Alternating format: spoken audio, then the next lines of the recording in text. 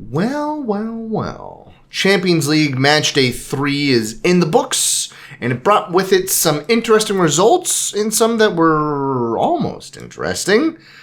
But you look at the table, and some of these mainstays are not exactly living the life of luxury. They're going to have to fight for their life to make it to even the knockout stages at this point. Who's performing well enough today on Coffee with a Kick? Hello, welcome back to another episode of Coffee with a Kick. We're here on the other side of Matchday 3 for the Champions League.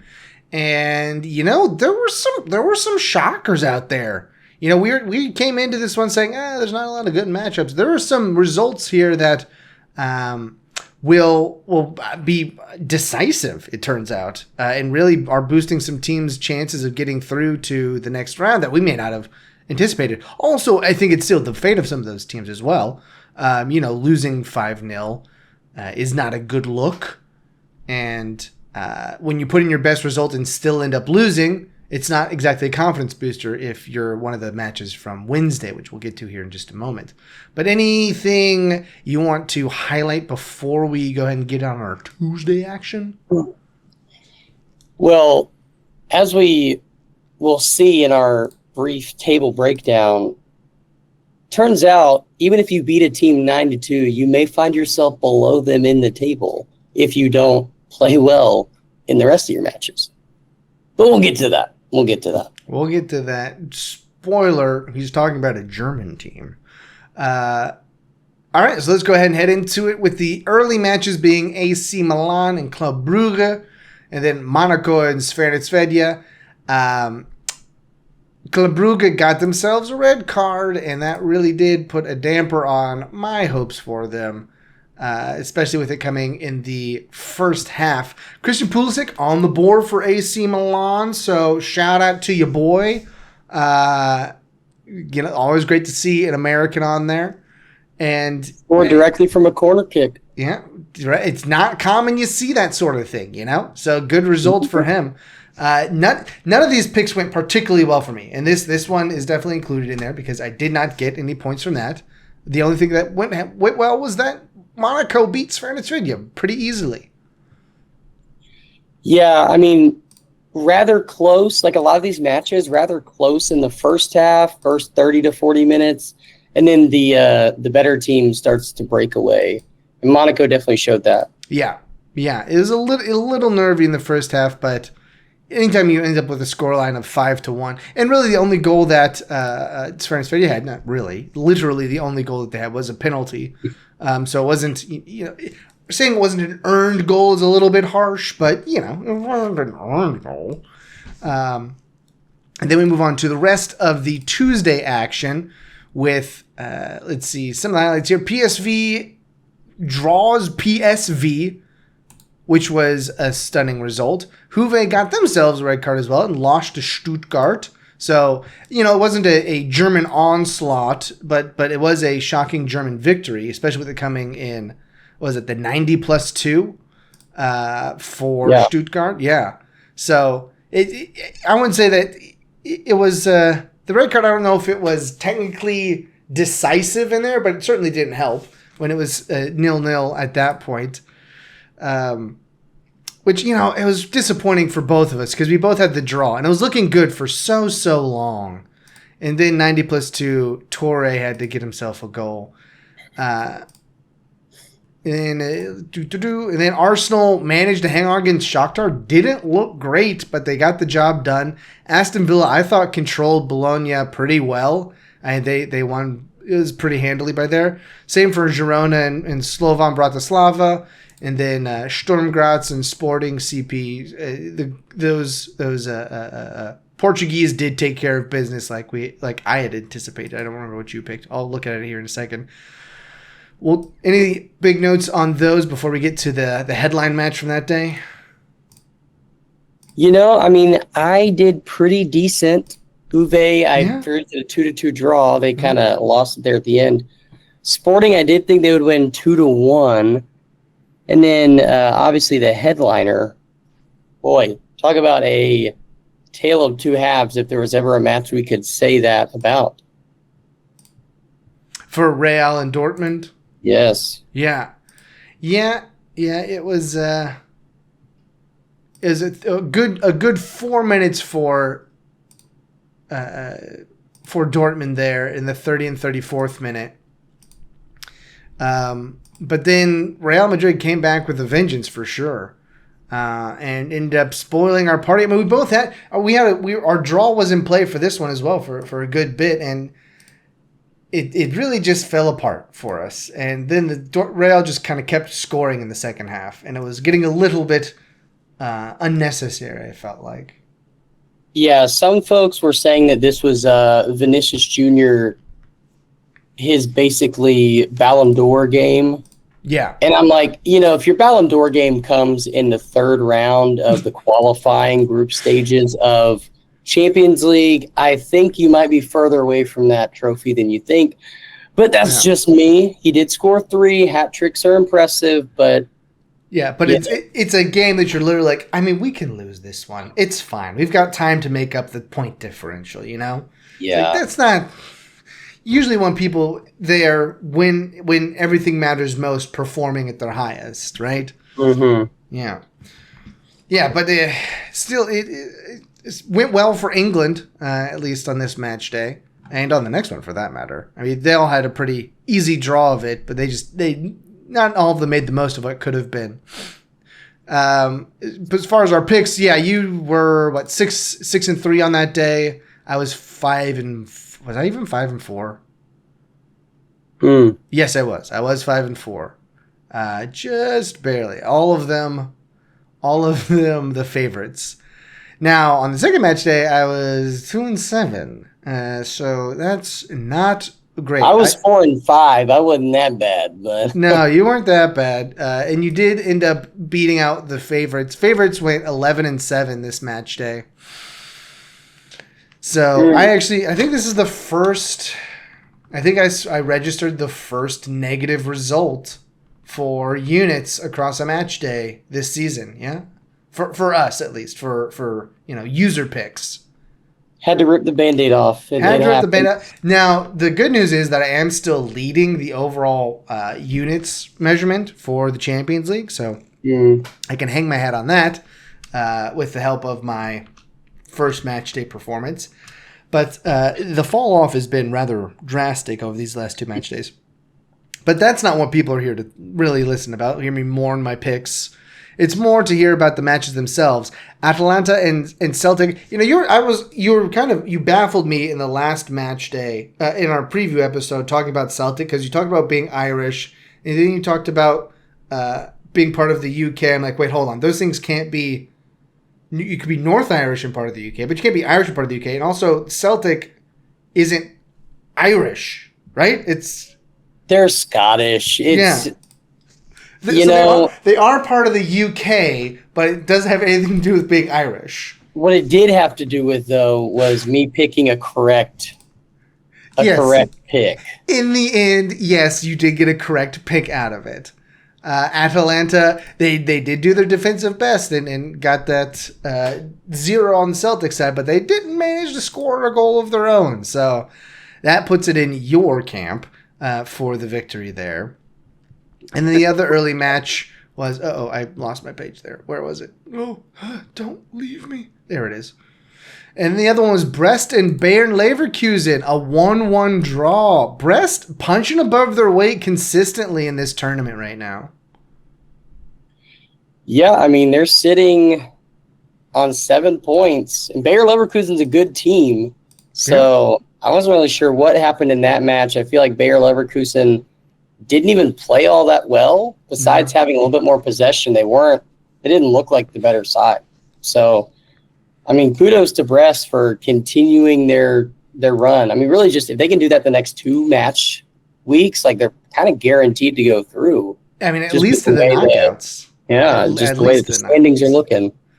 Yeah, and then for the afternoon matches, one of the ones I was talking about is Young Boys actually looked pretty decent in their match. They were kind of leading that match for the most of it, but in the end, they ended up losing 90+3. Even after I think it was a save penalty, they saved one of Inter's penalty shots. But 90 plus 3, Inter sneaks it in and ends up getting the win over Young Boys. Much closer than we had anticipated, but the result still goes our way in the end. Yeah, I mean, Young Boys, being at home, they actually surprised me with their energy. They looked like pretty lively. They didn't look like they were playing or intimidated by playing Inter Milan. So good on them. Tough to not get any points, though. I felt like that was hard done by, as they say. Yeah, and then Liverpool managed to beat RB Leipzig. Again, it was another result that wasn't. I mean, they got a 27th minute goal, and then they managed to coast out the rest of the way on that. It was an away result, so that's still good, but it wasn't. It didn't instill a ton of confidence. And then Barcelona ran away from Bayern Munich there with a 4-1 win. Most of that coming in the not most of it, but it was most of it was a first half of affair for the Barcelona match. Still, they did look much better. For I mean, with that one, I was right on the over hitting. The over was 3.5. It hit. I was right on Barca scoring 4 goals. However, Bayern not scoring any more than 1 goal, kind of shocking. So after they started off like pretty well, like they had Kane had an early goal that got called back for just a marginal offsides. Then he finally came in and got a real goal. But then they kind of fell off after that. Felt like after that second, maybe after the third goal for Barcelona, they didn't really have much going forward at that point. Yeah, I definitely a second half where Barcelona came out a little bit more organized and energized. And Bayern, like we kind of talked about before, they're a Vincent Company team, so they're going to possess the heck out of a ball, but they might not do anything with it. Yeah. And then City dispatched Sparta Prague very easily, 5-0. It looked easy. For the most part, 2 Holland goals, one of which, well, both they were very different goals from Holland in this one. One of them, I don't know how he got his foot up there for that. The first one in the 58th minute, just flinging his foot up there and flipping it past the goalkeeper. It was really nice. Yeah, he's just that good. Let me tell you. But yeah, this looked at times like a clinic. Yeah. It didn't really look like City was playing a team at their level. And this is one of those matches that you start to begin to hear murmurs from some of the pundits being like, is this even worth it for these teams to like be playing a Man City? Is it worth for Man City to even play this extra game? Like what you add all these teams to help with fair competition, but then you have 9-2, 5-0. 4-0. I mean, some of the teams are definitely punching above their weight, like we've seen, but some other teams, it's like, oof, this is looking rough.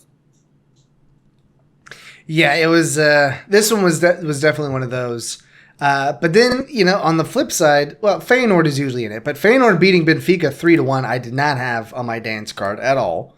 They looked very good after an impressive beginning of the campaign. And same for Lille taking down Atletico Madrid. I mean, they came. Atleti scored early in the first half, but Lille didn't give up and pursued it through to the end and got themselves 3 second half goals. To both of those matches end up going 3-1 to the away team, to the away underdog. Yeah, I mean, this match, the Benfica match, even the Salzburg match, it kind of just looked like teams underestimating who was coming into their stadiums to play, especially Benfica. I mean, by all accounts, historic win, 4-0 over Atletico Madrid, pretty big. And then they stay at home for their next match and just get drubbed by Feyenoord 3-1. It wasn't even that close. I mean, it was clearly Feyenoord's match the entire 90 minutes. But yeah, this is the type of Champions League where you just never know what team's going to show up, where they're going to end up on the table. So it'll be interesting to see what these kind of matches do to the table at the end. Yeah, and then the last one is RB Salzburg gets taken out by Dynamo Zagreb 2-0 with a red card in the 66th minute, kind of putting the brakes on Salzburg's attempt to come back in this one. Yeah, this one, I mean, Zagreb got up early, and you're just thinking, again, like in the preview episode, I said both of these teams stink. I still think they do. Yeah. And it really was just like a goal that kind of trickled in, and then you get the red card, and it's like, all right, 10 men, Salzburg, you're not coming back. Yeah, not coming back. Even though there were some chances, and 1-1 was still in the cards. We were both looking for that perfect pick there, get a nice units boost. I would have been well in the clear of being in the red. I was only down by like 1.93 points total units. So, one flip result, and I'm golden. But it wasn't to be. It was not good. So you ended up getting you were the best picker this match day, even over favorites. You got 9.48, which you're coming back. So I've still got you by 12 units in this one. But if you combine that with the Premier League, I think you've got me by what? How many units are we at right now? You've got no, you've only got me by 11 units or 9 units. So I'm leading the total units game right now. Boom. Eat it. Ha ha ha. For now. Yes, for now. We'll see. Then to the table itself, as we said in our previous episode, you look at this, and it is an English affair up here at the top of the table for the Champions League. Aston Villa and Liverpool undefeated in their 3 matches. Manchester City is next up because of their goal difference. They're on 7 points. And then Monaco, Brest, Leverkusen, Inter, and Sporting CP for the automatic qualifiers for the knockout stage, or the playoff stage. I think it's called the playoff stage. Because the knockout phase is technically that mini tournament that occurs after this one is over. But yeah, Arsenal is currently on the outside looking in, as are Barcelona and Dortmund and Real, Benfica, Juve.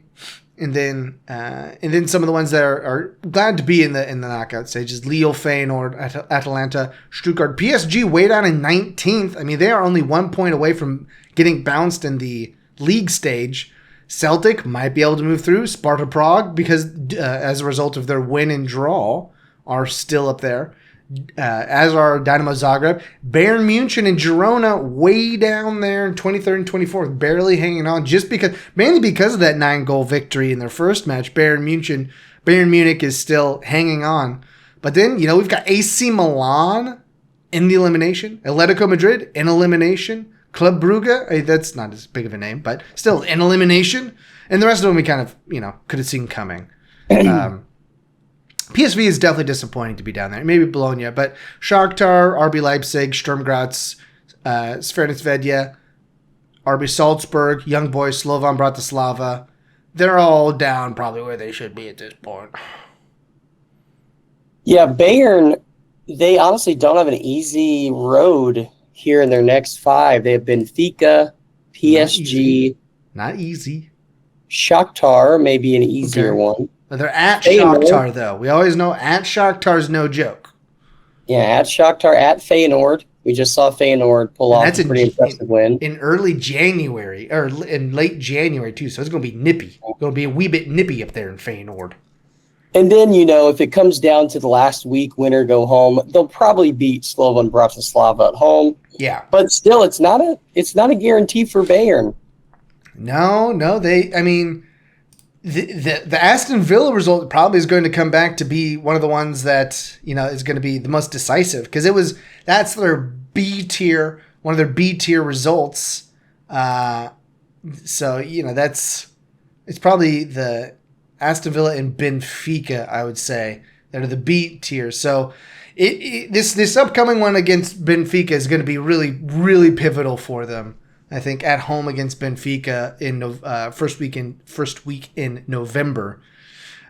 So yeah, it's not an easy road. They do not have an easy road ahead of them. And PSG, we know that they're playing Bayern here in a month ish. Yeah, in about a month. But they also have to play Atletico Madrid, who will be desperate in the next one. They still have to play. They still have to play Man City in in January. And Stuttgart, they're not a pushover either. So both PSG and Bayern are, on hot water right now. Yeah. It's going to be interesting to see how it all shakes out. I think, like we kind of have mentioned all, like, really Champions League season, it's going to be 4 through 6. That's going to show us who is actually going to go through and who's pretender and who's a contender. Yeah, and especially those top of the table teams presumptive top of the table teams are going to really want to be trying to get in that top 8 to shave off those 2 extra matches, because it's going to be in the heat of not the heat of the time of year, but in the heat of domestic league action coming down to the wire. They'll want to get as much time off as they can at that point in the season. So yeah, we got some stuff to contend with. It's going to be interesting. It's going to be interesting. Any other notes before we get out of here? No, I'm still stuck on the fact that Bayern Munich beat Zagreb 9-2, and they're not even as good as them on the table. Like that, if Zagreb ends up going through and Bayern doesn't, that would be crazy. One for the history books. That would be that's for sure. That would be something. Yeah, that -5 goal difference. They go through with a negative goal difference, and Bayern Munich goes in with a positive goal difference, but gets bounced. That would be something. That would be something. All right, but until we get back to you on the other side of the EPL match day, why don't you go ahead and grab some coffee, watch some soccer, and we'll see you on the other side. Goodbye.